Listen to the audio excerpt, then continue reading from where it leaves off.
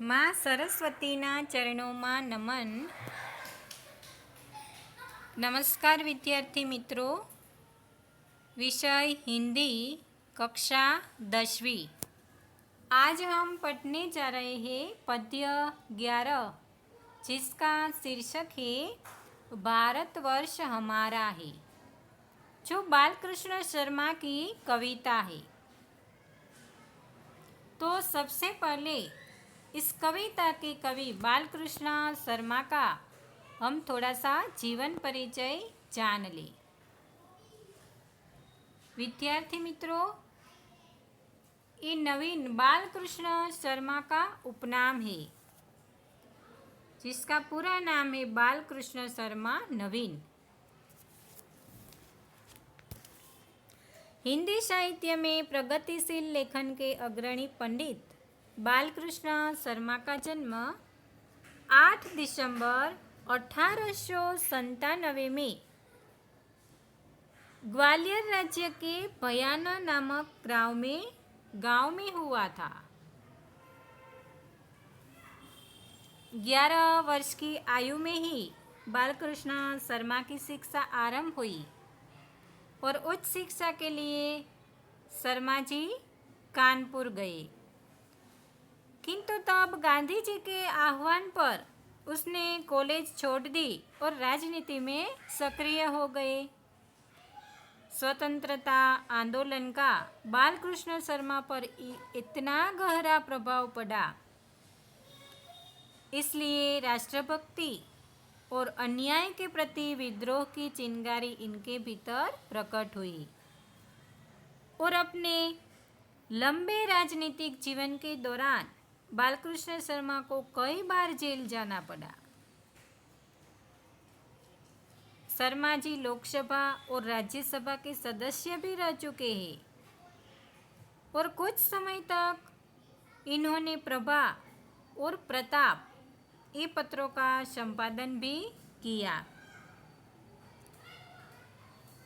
इस तरह बालकृष्ण शर्मा एक अच्छे कवि, गद्यकार, अद्वितीय वक्ता, राजनीतिज्ञ और पत्रकार के रूप में प्रसिद्ध है।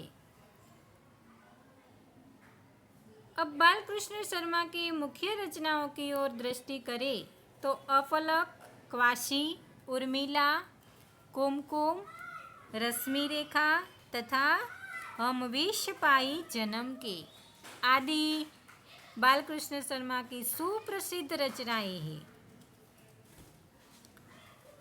और भारत सरकार द्वारा बालकृष्ण शर्मा को पद्म भूषण से सम्मानित किया गया है।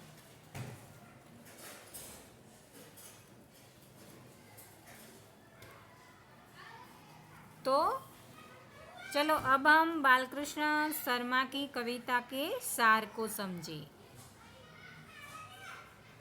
विद्यार्थी मित्रों, ये भारतवर्ष हमारा है कविता में कवि बालकृष्ण शर्मा ने भारत देश को पृथ्वी और सूर्य चंद्र के उद्भव काल का बताते हुए महान देश बताया है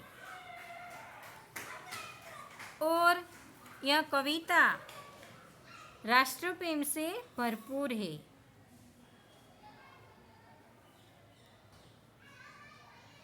और इस कविता में कवि ने जनता के मन के उत्साह का वर्णन किया है और कहा है कि भारत का सामना करने की हिम्मत किसी में नहीं है।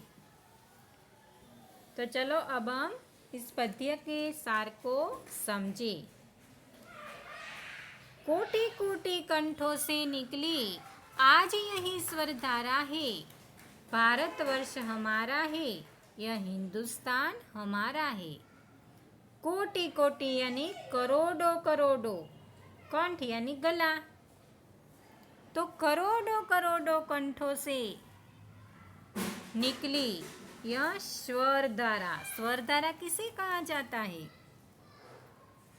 तो आवाज का जो निरंतर चलने वाला क्रम है उसे स्वर धारा कहा जाता है। तो कवि बालकृष्ण शर्मा यहाँ भारतवर्ष के गौरव का बखान करते हैं, प्रशंसा करते हैं और कहते हैं कि भारतवर्ष में रहने वाले करोड़ों करोड़ों लोगों के कंठों से यह स्वर निकल रहा है। कौन सा स्वर? तो भारतवर्ष हमारा है, यह हिंदुस्तान हमारा है। जिस दिन सबसे पहले जागे नव सृजन के स्वप्न गने। सृजन यानी सर्जन, गने यानी अनेक। कवि कहते हैं कि हमारा भारत अत्यंत प्राचीन और गौरवशाली देश है और यह आदि अनादिकाल से हमारा जन्म स्थान है। भारतवर्ष बहुत प्राचीन देश है।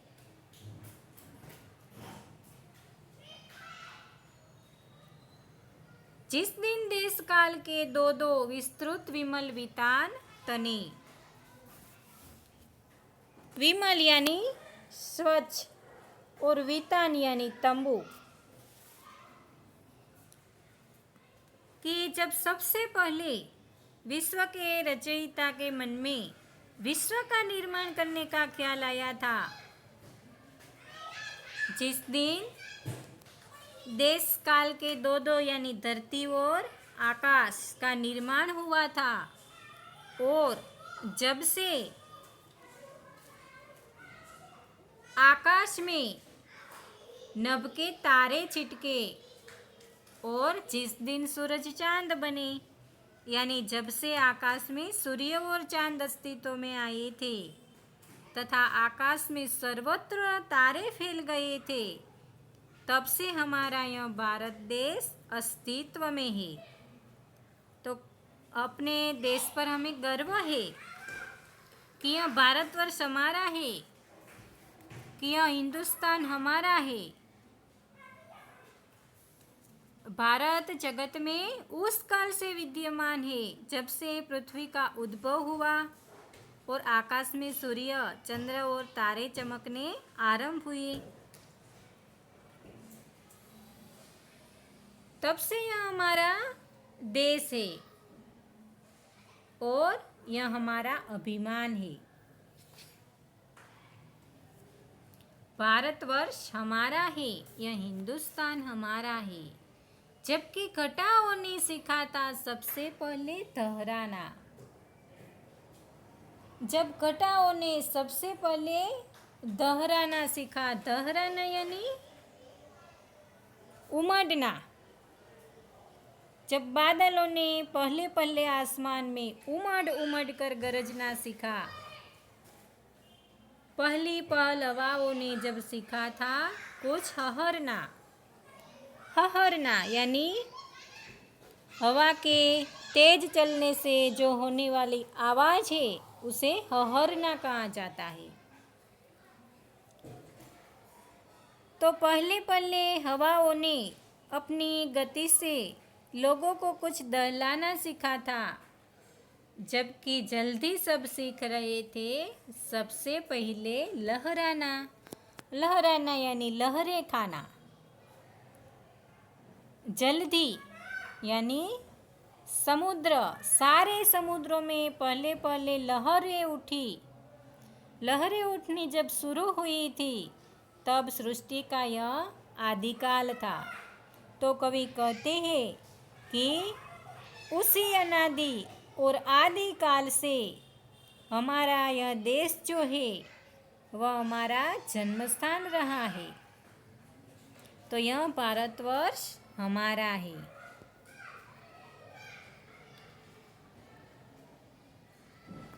तो विद्यार्थी मित्रों, आधे पद्य का जो सार है वह हम अगले वीडियो में समझेंगे।